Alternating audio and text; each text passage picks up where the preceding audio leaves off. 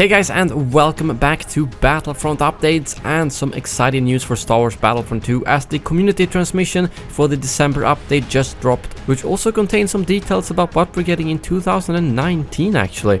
So let's go through it from top to bottom and discuss it. Starting off, of course, we have Obi-Wan's appearance, the new General Kenobi skin inspired by the Clone Wars animated show. It's an epic skin that will cost 40,000 credits or 1,000 crystals. And there has been a lot of improvements done to Obi-Wan, both in terms of the abilities, animations, jump and attack, and so on, and I will be going more into detail of that when we get down to the actual patch notes. And there's also been some visual improvements to Geonosis with some art passes to the cinematics as well as the animations of the ATTE. And then to the blast spawn rules. They have now permanently added this squad system into blast, and they have reduced the spawn timer from 10 to 5 seconds. I personally don't really see why we have a spawn timer at all in that game mode, but 5 is still a lot better than 10, but still. I'm not sure why they kept it at all. I thought that the fast spawn event worked pretty well there. And if we then move on, we've got some details on what's coming in 2019. They don't have any specific details for these updates yet, but these are some of the things that they're currently working on that will be arriving early 2019. First of all, we have improved lightsaber combat. They recently began prototyping some new changes to the lightsaber combat, one of the biggest ones being that there will be no stagger backwards if you hit a defending hero. And they've also changed so that once you run out of stamina, they will no longer be able to attack. And both of those sound like it's gonna be a lot more Star Warsy, especially the stagger part, and the fact that you can't hit when you run out of stamina, because that didn't really make any sense to me, because it drains stamina by hitting, but you could still attack when you ran out of stamina, which I didn't quite understand. And the first change to this will actually be rolling out tomorrow, where they will be replacing the stamina reticule with a brand new user interface that will basically be a bar at the bottom that will show you the stamina, if I understand correctly. And on top of that, they will also be adding a new UI element that will be displaying your ability to dodge close to the health bar. And I'm assuming this might not just be for heroes, but for any classes that can dodge for that matter, which is good to see. So yeah, the changes tomorrow will only be visual, and then the actual gameplay changes with the stagger and so on will be early 2019. As for trooper customization, they've finally confirmed that we are getting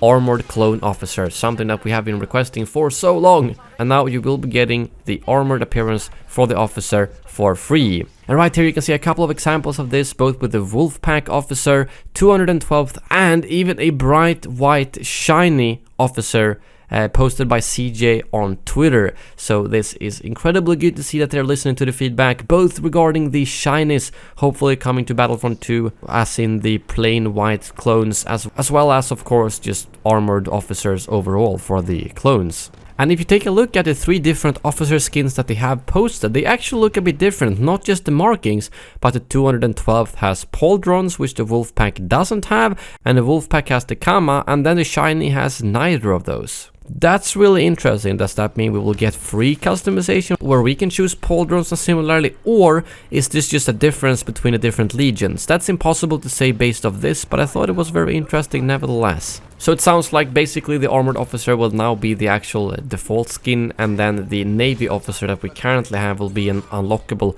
option.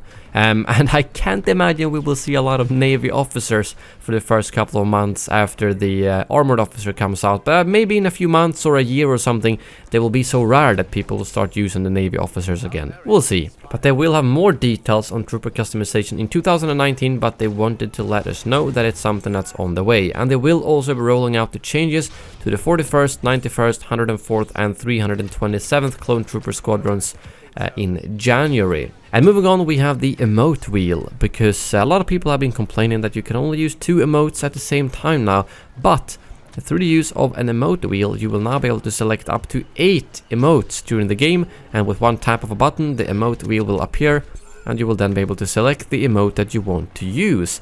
And as they move forward, they will also be investigating the ability to have kind of like a secondary emote wheel that focuses more on the gameplay related communication, such as cover me, defend here, and so on. And then we move on to the actual release notes of tomorrow. Some of the things I've already gone through in the previous text, so let's jump into the hero changes. As for Obi-Wan, They first of all fixed an issue where the all-out push ability would not deal damage to enemies that are in the second half of the ability zone, and an issue where the UI lines of the all-out push ability would not be completely visible if the player doesn't charge up the ability. And you were apparently supposed to be able to cancel defensive rush by dodging, which you now will be able to. I wasn't sure if that was intended or not, but apparently it wasn't. And also a fix for a lightsaber ignition animation while being frozen by Kylo, and then they've added so that you can no longer take lightsaber damage while you're using the defensive rush, which I think makes a lot of sense. And an issue where if you were attacking with Palpatine on Obi-Wan who was blocking, it would show that you hit the body and not the lightsaber, which has now been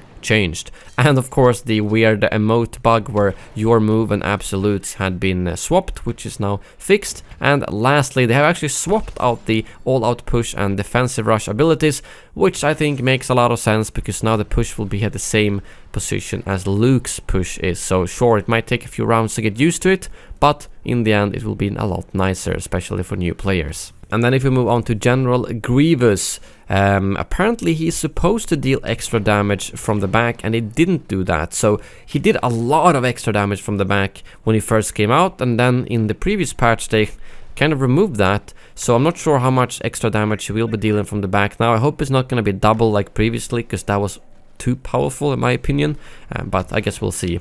And the weird animation glitch where you get hit by a shock grenade has now been fixed.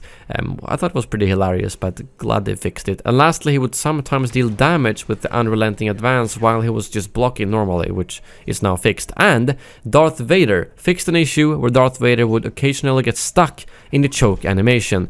This seems to be an issue that has been basically since launch, and it's finally fixed, hopefully, because I know they've said that before. I've never had it happen on PC, so I think it might be a console thing, but nevertheless good to see it on the list, as well as the Han Solo bug where the detonite charge would not visually explode when triggered, something that was introduced in the last patch. And then a couple of squad spawn and hero showdown fixes as well, and on Geonosis they've done a couple of changes, such as making some slopes easier to traverse with the ATTE. You might have seen me get stuck in the stream today, so I thought that was pretty good to see that they're fixing that. And then some cutscene and animation improvements, as well as the fact that Boba Fett can no longer be floating on invisible ceilings in certain areas, which I didn't even know was a problem, but I'm glad it's been fixed. And same thing goes for Bespin, where you could get outside of the map through a bug both with Boba Fett and lightsaber heroes, which has also been fixed. And also a weird issue on Crate where the hangar objectives would say hard cells, which has also been fixed. The Stab's laser barrage would sometimes fire an extra laser stream to the ground, which looked really strange. That has been fixed. And then